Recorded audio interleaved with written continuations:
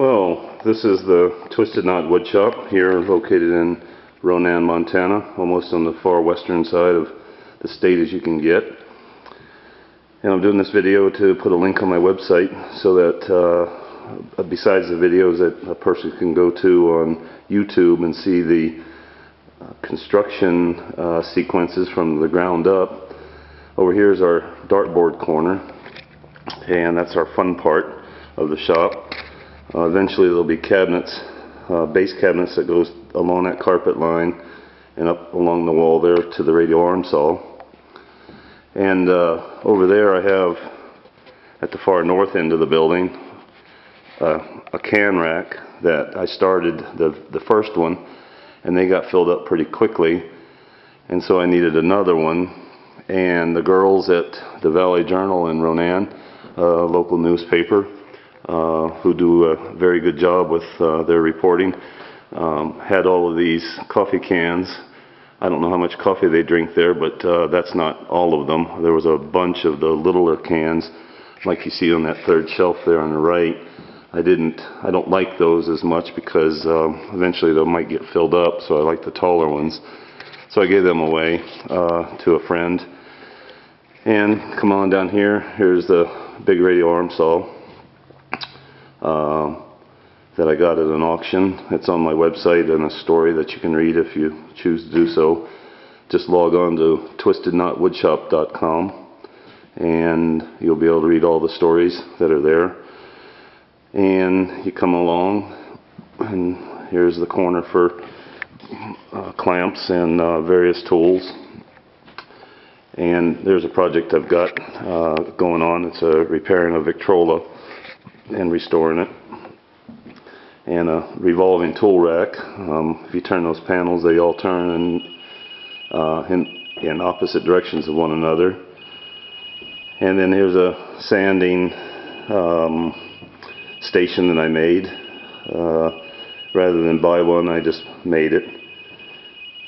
And coming in here, what I call the tool room on the north end, there's a lathe and my sitting scroll saw station that I made, resalvaged from a exercise machine I found at the dump. I just re-engineered it. And drill press, and then rack that has all of the drill bits associated and things with the drill press. A shaper, just a basic heavy version of a router table for the most part. A big floor planer. And over there underneath the window is my new lathe that I'm going to be making. I need some parts to find for it yet. And then you come in here to the finish room. We got cabinets along the wall. But this is where all the finishing takes place. Right now that insulation you see there is scheduled to be blown in the remainder of the ceiling tomorrow. Garage door, person can open it up and pull the vehicle in here to unload or load or whatever, or work on it. There's some cabinets I found at the dump, metal cabinets for paint storage flammables. And then look back over there and there's the cabinets. They haven't got doors and drawers in them yet. I'm working on that. That's a project to do. And then come back into the tool room, and we go over here, and that there is the lumber and storage rack. Right now it's a mess because I haven't got the shelf holders up yet to store all the stuff. Back in there is the bathroom and an office. And these little bump outs here, these little doors, I just made, rather than waste the space, I put a countertop on them to gain the storage area in behind there.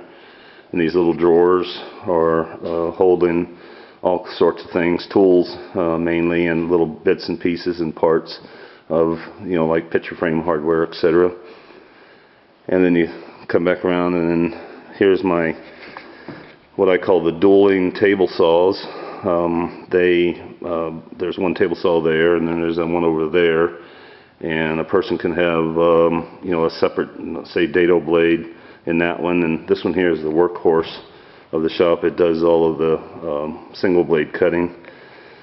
And there's my router table that I designed quite a few years ago, and it's pretty much famous. It's on my website for plans.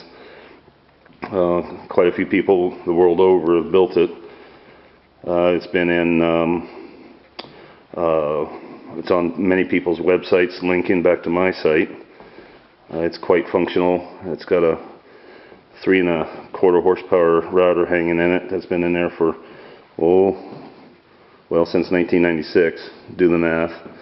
And this bandsaw here is 1959, and this joiner there is 1948, I think it is.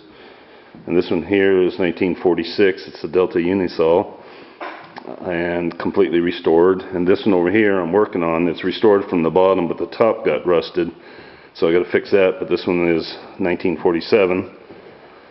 And there's an old Walker Turner jigsaw, and I don't know the date of that one. But I got all kinds of stupid stuff hanging on the walls. The wood stove there just got fired up in mid-January, installed. It's a piece of pipe that goes all the way up to the roof, a single piece of pipe. It's no stove pipe. Then I got that silly thing there. I found an old chair, and then I put a drill bit in it. Then a friend of mine that works at the hotel in Polson brought me that "Please wait to be seated" sign, and I just had a brainstorm, and I pulled out an old drill bit, stuck it in the seat. I thought that was kind of cute. And then up there is my, what I call the wall of fame.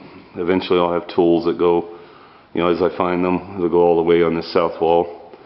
And just a display type of thing. A lot of them I know what they are. There's only just a couple that are weird, but I'll find out eventually. And then there's my pirate, thanks to Raylan at Valley Journal. And then I screwed that ship's wheel there to his crotch, and then I'm going to have a sign up above his head that says, "R, it's driving me nuts." Get it? Steering wheel, ship's wheel. And that's about it. Hope you take care of your shop and find out some neat things to do. And thanks for looking. Take care.